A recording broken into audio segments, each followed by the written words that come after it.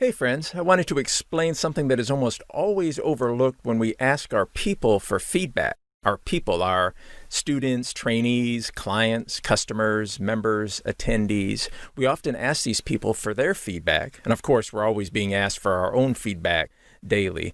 The thing that's overlooked is that some people cannot give good feedback and some people can give good feedback. And we don't often think of this when we ask people for their comments about how our courses ran or how were our products and services or how was your experience. We don't take into consideration there are many people, maybe most people, cannot give good feedback.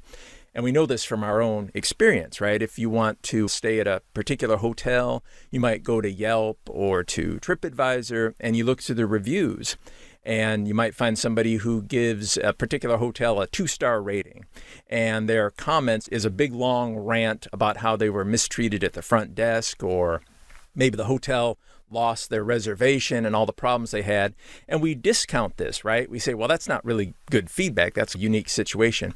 Then we read the next review and somebody might have given it the hotel 3 stars, but they went into all this detail. They talked about the location of the hotel and how easy it was to access off the highway and how they were greeted at the front desk. And they talk about the foyer and the lighting and the size of their room and the comfort of their bed and how the breakfast was. They go into a lot of detail and we say, yes, that is great feedback. And then we base our decision on feedback such as this. So some people give great, detailed, useful, actionable feedback, but most people don't.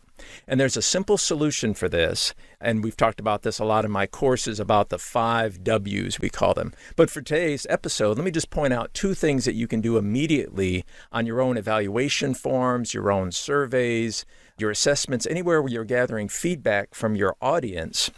And these 2 things are the how and the why. So let's start with the how. The how is that explanation of how you want them to answer your questions in a way that will produce some actionable feedback. So the worst possible way to do this is what you often see on evaluation forms and surveys. The last question will say, hey, any comments? ? Any additional comments? That's the worst possible way to ask a question. It's actually a harmful way. I'll save that for another episode, but you can do a lot of harm by asking the wrong question in the wrong way. What you want to do is tell your people how to respond. Give them a little guidance. And we've seen some of this on surveys, right? The ones that say, please provide some comments. Both good and bad comments are useful. Or you might say, how could today's training session have been improved? Both positive and constructive comments are useful.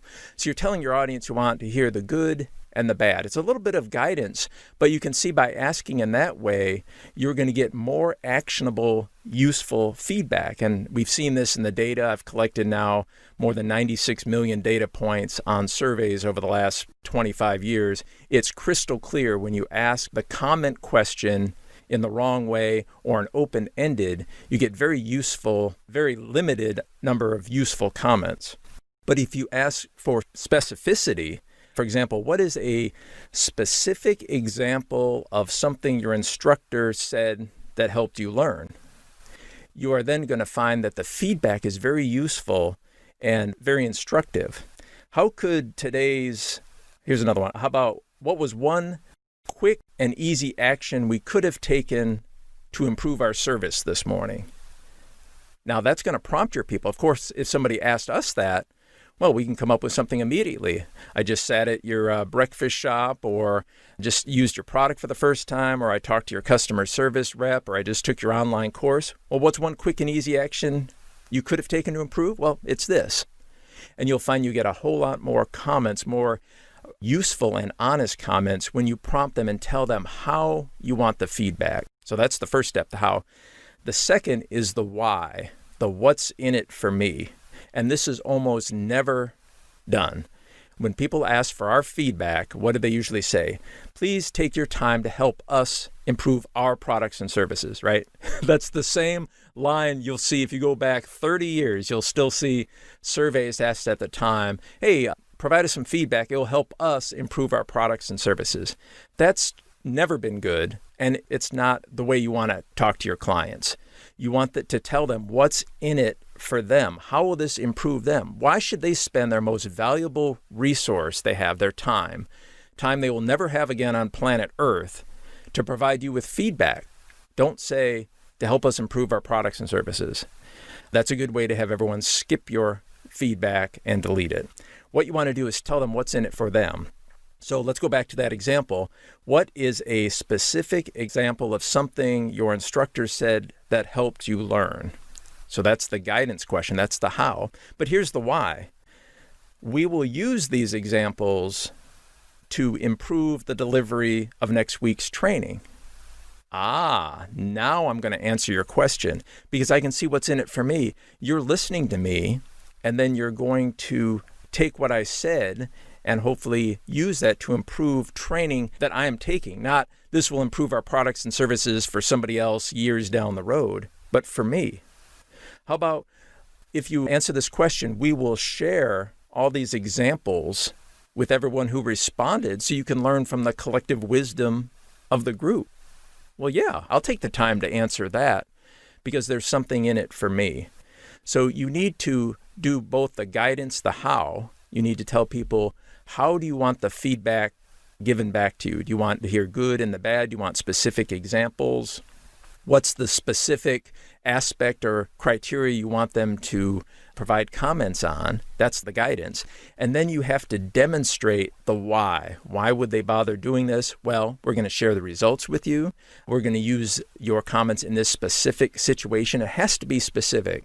Don't say, well, this will improve our products, down the road, or this will help next year's audience. It has to be something that's in it for them at that time. So apply the how and the why in the wording of the questions that you ask your audience, and you'll find more meaningful, more actionable, more useful comments every time.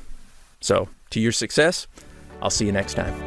This is Doc Champagne. I'd love to hear your thoughts on today's episode. Just shoot me an email over at doc@feedback9.com, feedback9.com. If you found today's episode helpful or useful, then subscribe. Get on over to the Apple Podcast directory, subscribe. Be sure to review and rate today's show. That's the only way other people will find it and learn what you're learning today is by leaving a review.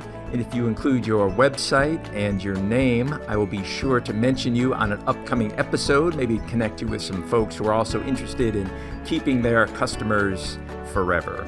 Head on over to MatthewChampagne.com/podcast. You'll always find the notes and a summary, takeaway points, full transcripts of the show, and maybe some other goodies over there as well.